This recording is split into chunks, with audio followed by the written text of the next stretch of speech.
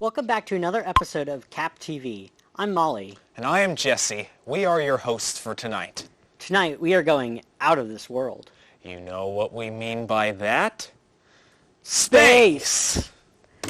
Now let's look at our reporter, Sydney Crothers, with an exclusive interview with the CEO of COSI. Exclusive interview on Tuesday with CEO of COSI, Dr. Frederick Bertley, about his view on space. President and CEO of COSI, the #1 science museum in the country, according to USA Today. So who inspired you to go into the science industry? You know, that's interesting.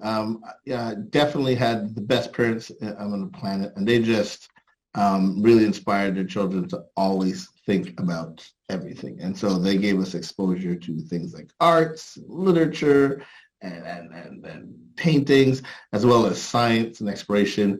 They also, traveled with us. And so they really set a foundation for, hey, you can do whatever you want to do. So I had that kind of mentality growing up. But then I just met a few, classic story, a few teachers along the way. My chemistry teacher was really cool, got me to like chemistry, which I hated before I met that chemistry teacher in high school. But then they got me to like chemistry. And then later in high school, I had a really good physics teacher, again, after my first physics teacher not being so good. So it's a classic case of adults in your life who expose you to science in a really interesting, fun, dynamic way. And so by the time I was ready to apply to college, I was like, I'm gonna take this science stuff seriously. And so it's not super exciting. I didn't have a picture of Neil deGrasse Tyson or Bill Nye the Science Guy on my wall or Marie Curie on the back. It was just, a few good teachers, really got me excited about the subject, and the rest is, like everybody else, like all 7.9 billion people on the planet, I'm curious, and that's all you need to be a scientist. So what does COSI have to offer in the field of space? Yeah, I mean, COSI has so many resources for space. First of all, our building, we actually have a space exhibit. So as you know, John Glenn was from Ohio, and he was the first American to circumvent the planet successfully as part of the Friendship 7 mission. And if you ever seen the movie Hidden Figures, that was the movie about the African-American woman who is just absolutely amazing. She calculated by hand the trajectory for John Glenn to do his orbit successfully around planet Earth. So we have the John Glenn exhibition here at COSI, and then we have a lot of other stuff from NASA, spacesuits and different things that really show you stuff about space. So we have that. We also have a planetarium. And if you don't know what a planetarium is, it's one of those really cool, think IMAX, but with a domed ceiling, and you project all kinds of things from the night sky. And so we have everything from understanding our solar system to understanding our Milky Way galaxy to go all the way back to the Big Bang and everything in between. So that's what we have on site. Then off site, we have programs, like you talked about, we have these kits, these handheld kits, like the Learning Lunchbox. These are science kits that each kit has 5 different experiments. And so we have a space kit. And what's really cool about a space kit, 1, it was funded and supported by NASA. 2, we have 4 iterations of the space kit. The first one is a general space kit with 5 experiments. The second one is themed all around James Webb Segmented Telescope. So if you remember a few months ago, they showed the first great images from the James Webb Segmented Telescope. We have a kit that actually covers that science, again, in 5 experiments. The third kit has to do with the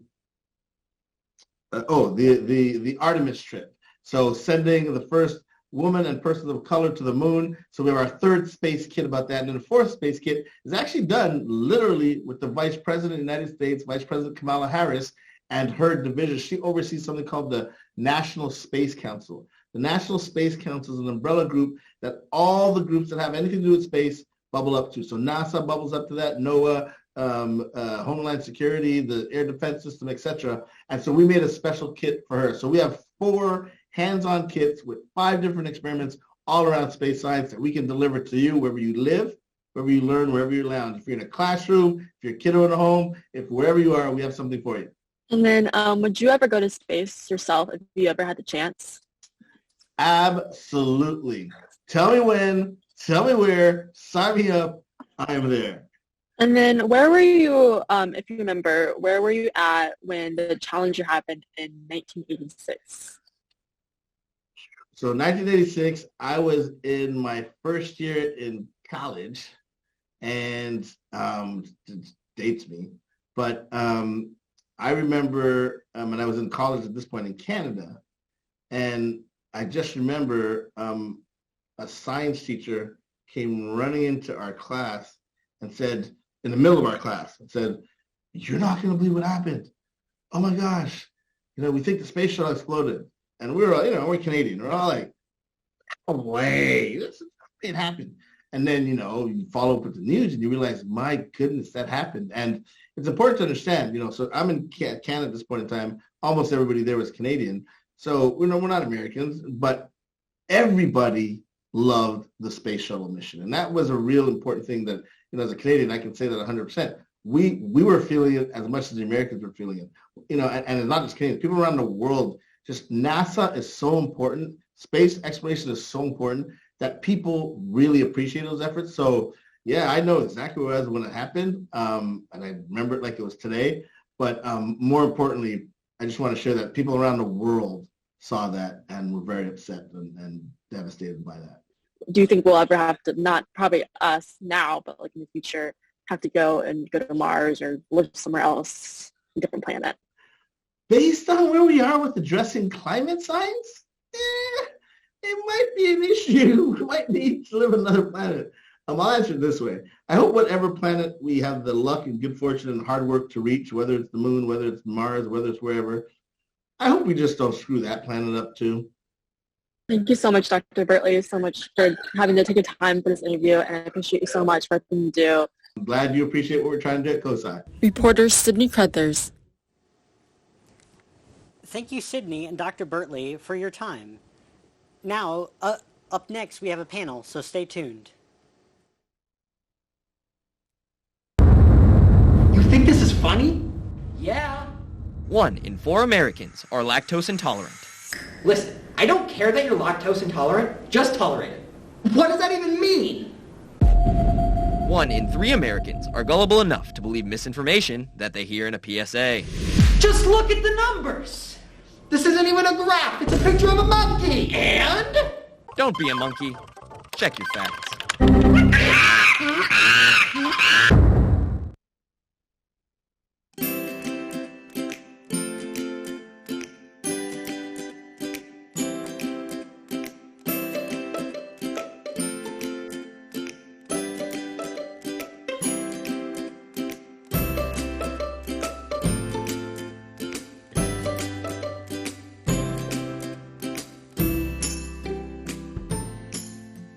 Yarn Club, the close-knit group you've been yearning to join.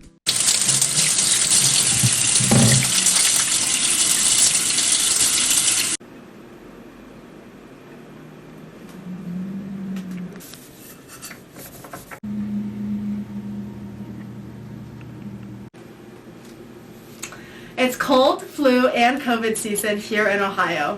Stay safe and healthy this fall by washing your hands, disinfecting your room, taking your vitamins, and wearing a mask. Hi, I'm not Michael Jordan. I'm Nathan Holt. You may have seen me walking around campus cleaning up trash every morning. Capital University has given me this time to talk to you about something we both really care about. Littering. Think about this. Many of you littering right now are under 20. Do you realize that at 20 you've only lived 1/4 of your life? Imagine how much trash you'll leave if you keep going like that. Listen, you've got at least 3/4 of your life to go, so don't blow it. Don't litter. If you're littering, stop it.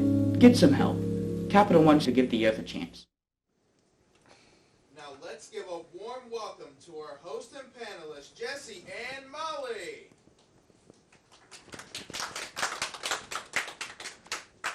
Thank you all. Governments aren't the only ones who launch people into space. Privately owned companies also launch rockets and astronauts into space. So me and Molly are going to talk about a few of them. So which one do you want to start off with of the many out there? Well, we could start off by explaining the difference between suborbital and orbital space tourism. Suborbital tourism is when you launch people on a rocket and they go up and straight back down, right?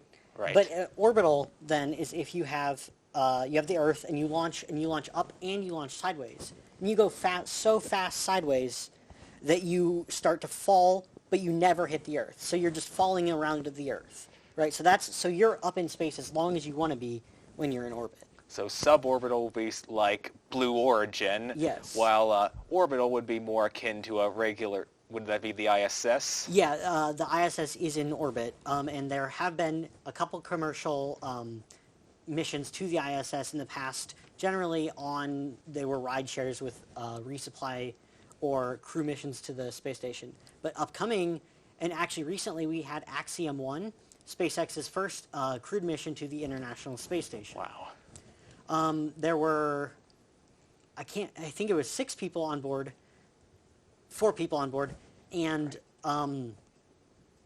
they were all investors of the company Axiom Space. But in the future, we will hopefully get more and more people, members of the general public, that will fly to the ISS for vacation. I completely agree. The reason why I'm a supporter of the private space industry, because it's just paving the way for the average Joes like you and me to head up to the stars. Like people like Jeff Bezos or William Shatner, big celebrities that are launching themselves into space, are just paving the way for us. We just had to wait for the price of space travel to go down, because if part of the point of the private space industry is to cut the price of going into space down, because you know why only billionaires can go into space now, because going into space is so expensive. So eventually, buying a ticket to the moon could be as easy as one of us buying a ticket to Florida for a vacation. Yeah. Well, hopefully that's the case. And some cheaper alternatives to going to orbit are going on suborbital flights, just like on Blue Origin's New Shepard rocket, as well as Virgin Galactic's Spaceship One. Spaceship One in Virgin Galactic's, it's actually 2 planes stuck together. You have 2 planes and the wings are stuck together. And in the middle, you've got another plane that's got a rocket on it, basically. And you're inside that middle one, they drop you and the rocket ignites and it flies up, goes up about to 80 kilometers, which is technically not in space, according to the International Astronomical Congress. So there's some debate over if people that fly on Spaceship One are astronauts. But on New Shepard, they go up on a single-stage booster, up, separate the capsule, and then parachute back down to a safe landing on the ground in a capsule. Well, that's fascinating. Like, if you could ride one, what would you prefer? I would have to choose the New Shepard capsule because it has an abort system, which, incidentally, we actually saw an uncrewed flight of New Shepard just the other week fire its abort motor, sending the capsule off to safety due to a problem on the booster. While that initially might not sound good, it proves that the escape system, the safety measures on the capsule are there to protect the astronauts and keep everybody safe. Yeah, that's very important, because going into space could be a very dangerous thing, because we've had the Challenger disaster, the Columbia disaster, and a few other disasters. So it's important to keep people who launch themselves into space safe. Yep, that is, and some big exciting upcoming missions. In the past we had Inspiration 4, which was a SpaceX mission bought and run by Jared Isaacman, who is a tech billionaire, and they raised several tens of millions of dollars for St. Jude Children's Hospital, and they are doing a further set of missions called the Polaris missions. So we can really look forward to that. That'll be really great to see. They're continuing to raise money for St. Jude, so supporting a really good cause. Yeah, I agree. It's good to see that they're supporting a good cause while going into space to have a good time. So, well, that was a really nice conversation. I'm glad we got to talk about this. I completely agree. So maybe we'll be able to do this again in the future. But until then, we'll cut to commercial. Take care.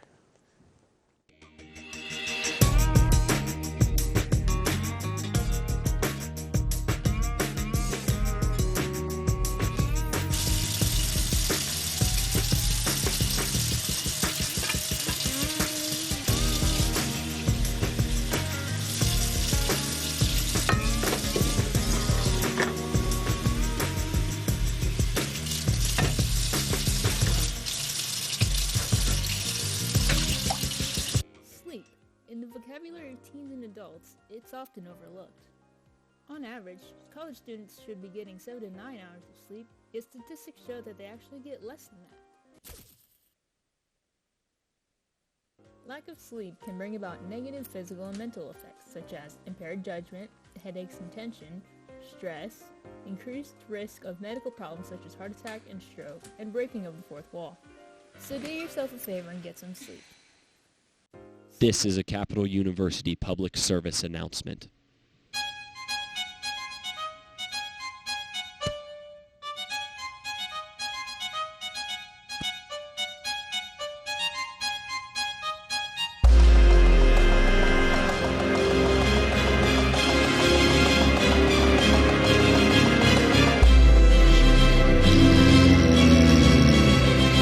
No Hall Sports.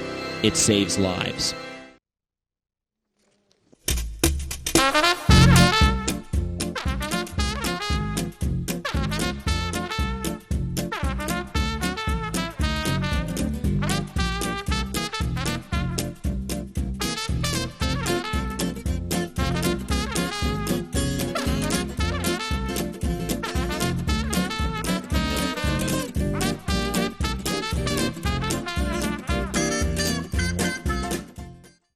While you look. Did you know NASA is finally sending people back to the moon? It's about time, right? Humans haven't set foot on our celestial sidekick since 1972. To find out more, let's talk to our local space geek, well, besides me, of course, Molly. Thanks, Jesse. In a few weeks, NASA is planning to launch a brand new rocket on a mission around the moon for the Artemis program, which is our topic for tonight. The Artemis program is NASA's effort to return humans to the moon. NASA, along with 21 partner countries, are teaming up to take humans back to the moon for the first time since 1972. This is the last time humans ever set foot on the moon. That is the liftoff of Apollo 17's lunar module. The astronauts will ride the Space Launch System, often called SLS, to orbit around the moon. SLS, standing at 323 feet tall, is powered by 4 main engines and 2 solid rocket boosters, as you can see there. The 4 main engines, considered to be one of the best designed rocket engines in history, they're actually all taken from the space shuttle, as well as the solid rocket boosters. The reason NASA did this was to save money, but sadly that attempt has kind of failed. SLS is a lot over budget, but that's a topic for another time.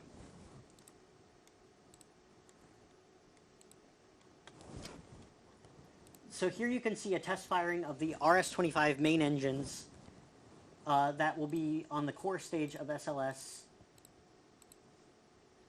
And here's a test firing of one of the 2 large solid rocket motors that will be on the side of SLS.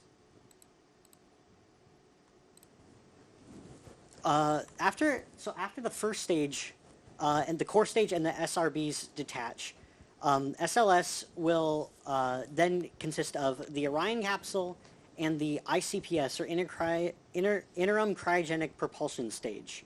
That is the upper stage, which will place Orion, the capsule, into an orbit around Earth, and then Orion will will carry astronauts all the way to the moon. So here you can see these are the different parts of Orion, which is the spacecraft that the astronauts will ride in. This is the capsule. This is where the astronauts will actually live, breathe, and sleep during their time on the way to the moon. This is the shroud for the launch escape system to keep the astronauts safe, and this is the service module, which was made by the European Space Agency.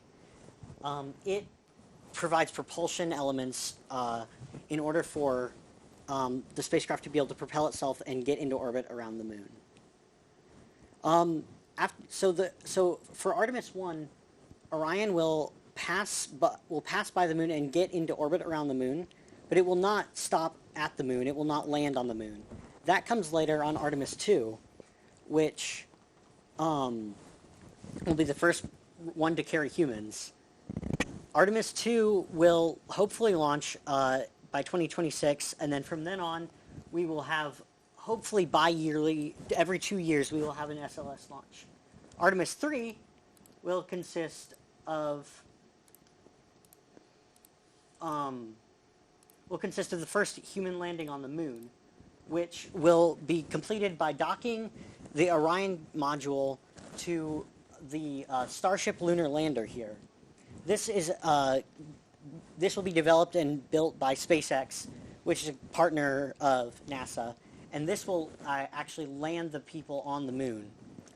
Hopefully, we're hoping to see in the next 10, 20 years the advancement of the Artemis program and the setup of a more permanent colony on the moon, such that humans can live, work, and stay on the moon as long as we want.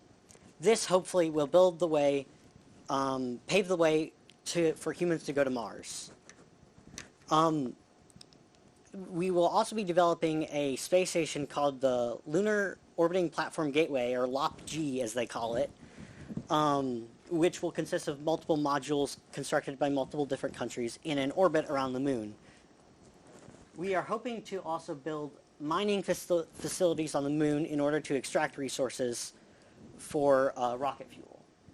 So I'm really excited about the Artemis program, and I hope you guys are too. Make sure to keep up with NASA's social media pages and the news to see when SLS will launch, because this will be a big deal. I can promise you that.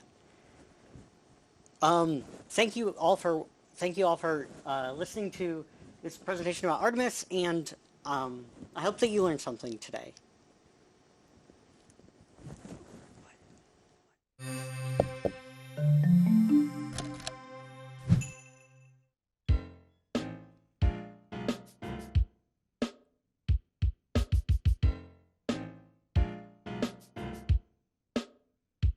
I just want to boast about the best. I just want to boast about the best. What?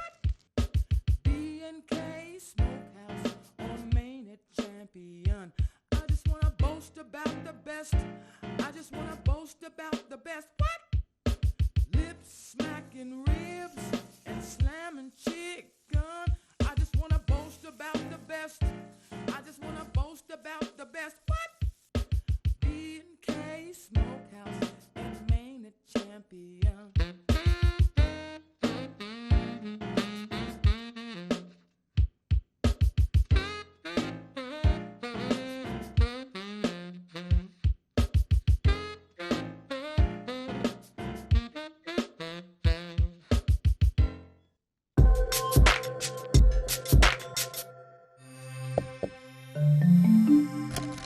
Before joining Phi Beta, I was quite shy. Phi Beta has given me some of the most amazing friendships I could have ever asked for. It's a really beautiful thing that people can use their different art forms together collaboratively and to make something really awesome.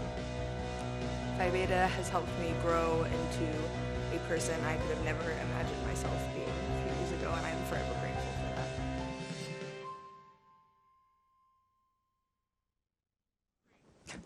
And welcome back. Now we will be playing a little game I like to call Pin the Earth on the Solar System. Now I will allow me to introduce our contestants. Come up on camera, please. First we have Allison. Welcome onto the show, Allison. Now our first thing to do is to give you a little Earth. And then I will blindfold you. You don't mind me doing this? Okay, now I will just tie that around you and then spin you around a few times. And now, put it wherever your heart takes you. All right, how do we do? You could have done better. The Earth has been swallowed up by the sun. Now let's bring up our next contestant. Steven, thank you for being on the show. I'm going to give you a little Earth, and I'm going to blindfold you as I did our previous contestant. Can you do better than throwing the Earth into the sun? We shall see. Okay, now I'm going to spin you around a few times. And now, put it where your heart will take you. Wow, you almost... you were basically dead on. Congratulations. You can keep that on if you want. We got another blindfold. So let's move on to our final contestant of the evening, Theodore. Thank you for being on the show, Theodore. Now I'm going to give you a little Earth, as I did our previous two contestants. And like our previous contestants, I'm going to put this blindfold around you, because it would give you an unfair advantage if I let you play it without the blindfold. And now I'm going to spin you around a few times. And now, just put it where your heart takes you. Okay. Okay.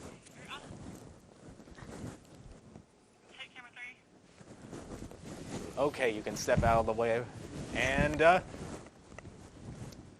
it's almost it's almost a dead bullseye. So, I guess this makes you, Theodore, the winner of the show.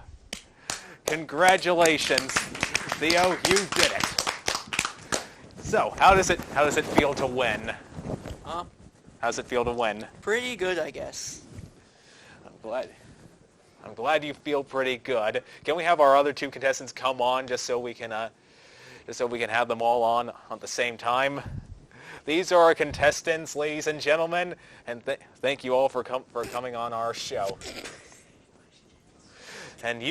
But before we wrap up, I want to ask you all some questions. Why did you agree to come on this show? I wanted to help my friend Sydney out. And you, Theo? Door. What? Door. Okay, Mr. Door, why did you want to be on the show? I was here. I guess it's a good reason as any. And give us your perfectly valid reason. I wanted to have some fun. Some pretty good reasons indeed. Now, what about do any of you have an interest in space? Which ones of you would like to go to space versus which ones of you would never do it in your entire life? I wouldn't go there, but I'll send my family there if they want to go. I would never go to space. That's a shame. What about you? I would go to space, I think. Be pretty cool. And give us an explanation for why you chose this course of action. There's a chance of dying, and I like to live.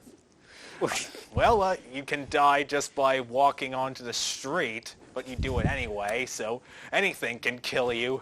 What about you? I mean, the risk of going to space is appreciable, and it makes sense why we might not want to do that. But some of us here are thrill seekers like myself, so I think that would be fun.